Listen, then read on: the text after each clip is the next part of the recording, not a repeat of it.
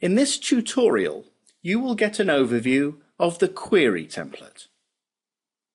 The query template is intended to bring data into an Excel-based production scheduling tool from another source, usually a host MRP or ERP system. The system data resides in a database. You will connect directly to the database, or more commonly, use a text file format to import the data into Excel. The Excel worksheet that imports the data is called a query sheet. In the query sheet, you will probably want to perform some calculations and then pass the results to other sheets that will perform more calculations.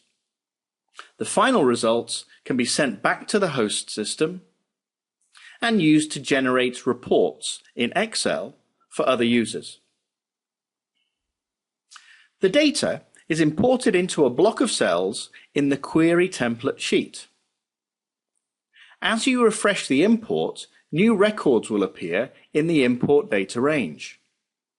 The calculations are defined in a single row of formulas that will be pasted down the side of the import data table. This gives you a set of calculated fields to be used in the function of the planning and scheduling system. As the import data refreshes with new records, those formulas need to paste down to the end of the data table range. The query template manages the first stage in this process, importing data and performing the first set of calculations. Let's look at the query template in action. The first thing to do is copy the query template worksheet and create a new query sheet that we're going to call orders.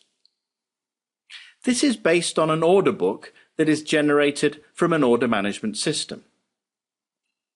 The text file should be brought into the query template starting in cell A10. Here is the import file in tab delimited text format.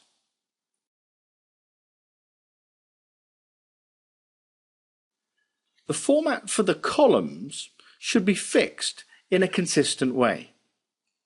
We use text for any value or attribute that cannot be measured and general for the rest. Now, before we import the file, we need to check the data range properties. Be sure to uncheck the box Prompt for File Name on Refresh.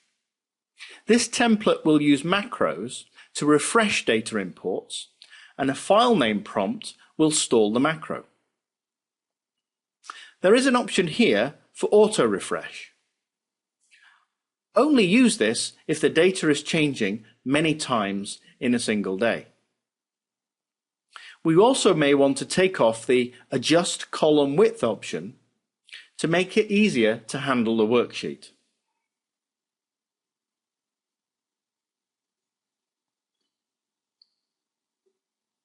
We will give this range of headings a different shade to indicate an imported data range.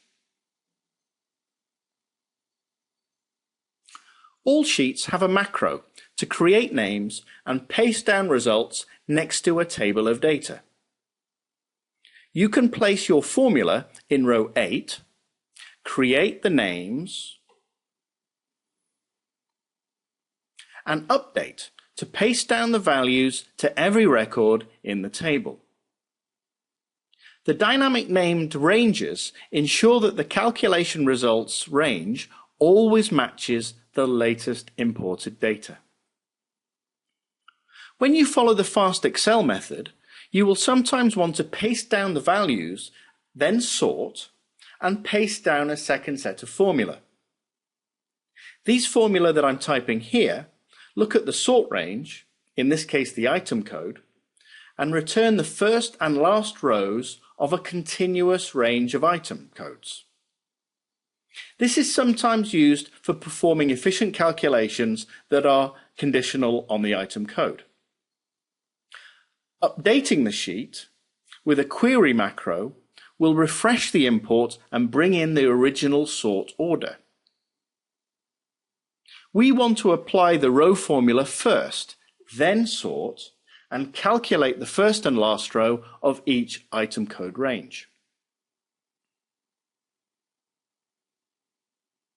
Row 7 is used to indicate a second paste down range. We place a marker in row 7 above the first formula of the next formula range. We need to run the create names macro again and then update, and we can see that now we have two sets of formula ranges. We can run the first, sort, then we can run the second paste down formulas. Let's have a quick look and see what's going on in the VBA editor. Here is the query macro. It is a user-defined function that performs the refresh and the first paste down operation. Here is the sort macro. This needs the name of the sheet and the name of the column that is being sorted. And here is the paste down macro for the second formula range.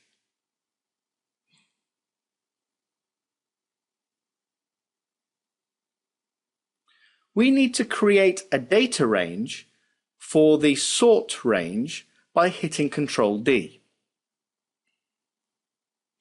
Then we go inside the Developer tab, look at macros, and find the macro that links all of those three procedures together.